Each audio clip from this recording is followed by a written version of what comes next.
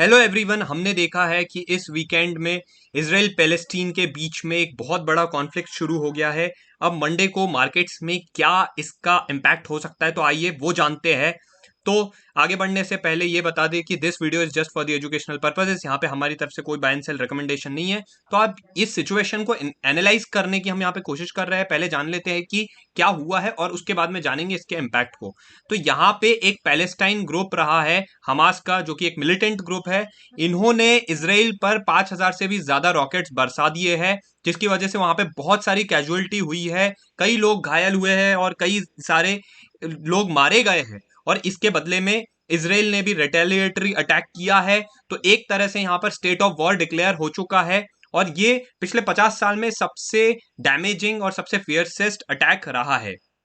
अगर देखा जाए तो ये जो कॉन्फ्लिक्ट है, इससे बहुत बड़ी जियोपॉलिटिकल अनसर्टेनिटी यहाँ पर क्रिएट होती हुई नजर आ रही है। और आने वाले दिन जो है काफी ज्यादा चैलेंजिंग और मुश्किल भरे हो सकते हैं। यहाँ पे सबसे बड़ा इम्पैक्ट जो होने वाला है वो ऑयल पर होता हुआ नजर आ सकता है।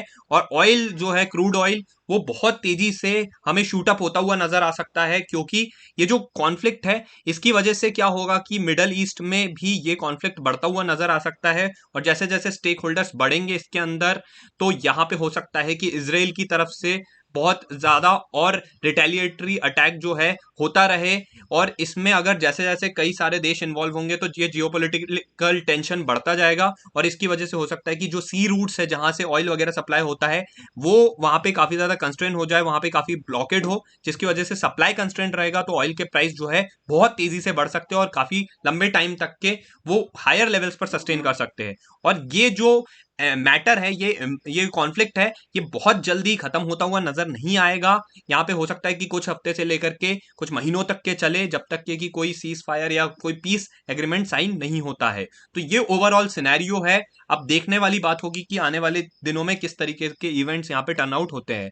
अब ये मार्केट को किस तरीके से इम्पैक्ट कर सकते हैं, कैसे इन्फ्लुएंस कर सकते हैं, और स्टॉक मार्केट किस तरीके से बिहेव करेगा, वो समझ लेते हैं। तो सबसे ज्यादा जो एकदम नियर टर्म में, वेरी शॉर्ट टर्म में, स्टॉक मार्केट बहुत ही रेंट मैनर में, यानी कि बहुत ही अनएक्सपेक्टेड मैनर में हमें बिहेव करता हुआ नजर आएगा।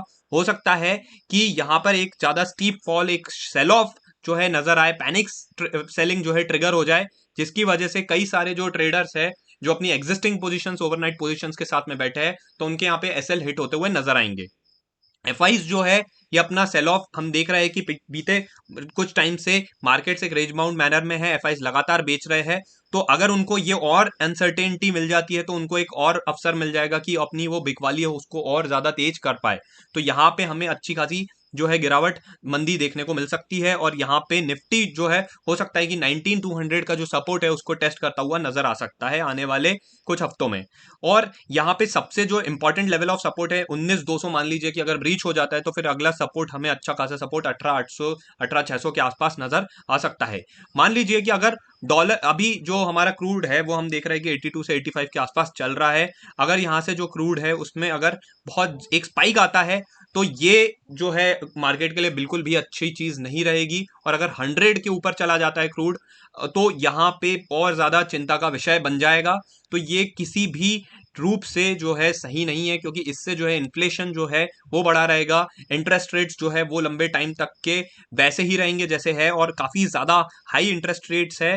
तो ये जो है किसी भी इकोनॉमी के लिए जो है अच्छी चीज नहीं है, खासकर की इक्विटी मार्केट्स के लिए। मीडियम टर्म में क्या हो सकता है कि मार्केट जो है एक बड़ी रेंज के बीच में हमें कंसोलिडेट करते हुए नजर आए। 18,000 से लेकर के 20,000 के बीच में बड़ी रेंज है, ये हम मान करके चल रहे हैं। और इस रेंज के बीच में और छोटी रेंज जो है वो हमें 19,200 से लेकर के 19,800 की दिख रही है। तो ये जो रेंज है इन्हीं के बीच में कंसोलिडेट अप और डाउन मैनर में हमें ट्रेड करता हुआ नजर आ सकता है। तो यहाँ पे हम देख सकते हैं कि ये जो कंसोलिडेशन और करेक्शन रहेगा, इसमें इन्वेस्टर्स के लिए एक अच्छी खासी अपॉर्चुनिटी रहेंगी, बाइंग अपॉर्चुनिटी हमें मिल सकती है कि जो अच्छे स्टॉक्स है वो डिस्काउंटेड प्राइसेस पे हमें अवेलेबल हो जाए। लॉन्ग टर्म का क्या व्यू है, तो लॉन्ग टर्म का अगर हम व्यू देखें तो यहाँ पे मार्केट्स जो है डेफिनेटली इन अनसर्टेन टाइम से रिकवर होते हुए हमें नजर आएंगे कुछ 3 से 4 महीनों के बीच में, जब तक कि ये चीजें जो है, जो अनसर्टेन टाइम से ये ईज ऑफ नहीं होते हैं। तो एक तरह से जैसा कि हमने देखा है कि कोई भी ऐसा अनसर्टेन चीज चीज होती है तो एक यहाँ पर क्विक जो अगर हम कह सकते हैं कि शॉर्ट टर्म में जो है उसका एक नी जर्क रिएक्शन देखने को मिलता है, लेकिन ओवर द टाइम यहाँ पर अच्छी खासी हमें प्रोग्रेस होती हुई नजर आती है। डेफिनेटली अगर यहाँ पे एक फॉल आता है तो मार्केट वहां से फिर रिकवरी भी अच्छी खासी दिखाते हैं। तो इस तरीके से हमने हर प्रकार के यहाँ पे सिनेरियो को समझ लिया है। उम्मीद करते हैं कि आपको काफी कुछ जो है अच्छे तरीके से समझ में आया होगा, और किस तरीके से जो कॉन्फ्लिक्ट है इसका एक इम्पैक्ट हो सकता है, इसका भी आपको एक अच्छा खासा व्यू मिल गया होगा। और मान लीजिए कि अगर मार्केट यहाँ पे सस्टेन कर जाते हैं तो ये एक अच्छी चीज रहेगी, लेकिन ये है कि मार्केट जो है अभी यहाँ पे एक कोई फ्रेश हाई लगाते हुए तो नजर नहीं आएंगे, लेकिन एक तरह से कंसोलिडेशन में ही जा सकते हैं। उम्मीद करते हैं कि आपको वीडियो पसंद आया होगा, वीडियो अच्छा लगा होगा, एनालिसिस अच्छा लगा हो तो जरूर लाइक कीजिए, चैनल को सब्सक्राइब कीजिए। हम ऐसे ही लगातार एनालिसिस वीडियोस अपने चैनल रिसर्च 5 पर ला रहे हैं, इसलिए आप बने रहिए।